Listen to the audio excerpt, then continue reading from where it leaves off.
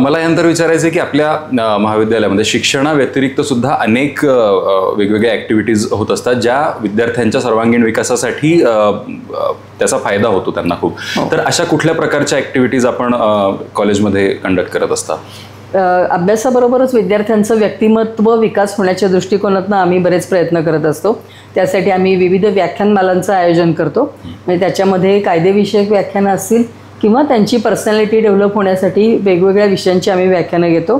त्याच्यामध्ये आणखीन महत्त्वाची ॲक्टिव्हिटी आमची म्हणजे आम्ही एक नॅशनल मूडकोर्ट कॉम्पिटिशन घेतो. त्याच्यामध्ये देशभरातनं जवळजवळ 25, 27, 30पर्यंत सुद्धा टीम आमच्याकडे येतात. आणि हा एक मुलांना ह्याच्यातून चांगलं शिक्षण होतं. म्हणजे जे प्रत्यक्ष सहभाग जरी घेत नसते तरी त्यांना ह्याच्यातून मुलांना खूप शिकायला मिळतं. त्यांना एक रिसर्च कसा करायचा, कायद्यामध्ये केस कशी चालवायची, हे सगळे त्यांना कौशल्य आत्मसात करण्याची चांगली संधी मिळते. त्याच्याचबरोबर आम्ही मग कॉलेजमध्ये वक्तृत्व स्पर्धा घेतो, वादविवाद स्पर्धा घेतो, त्यानंतर क्लायंट काउन्सिलिंग ही स्पर्धा घेतो, जजमेंट रायटिंगची स्पर्धा घेतो. त्यानंतर आम्ही इंटर क्लास मूडकोर्ट कॉम्पिटिशन ही पण अरेंज करत असतो.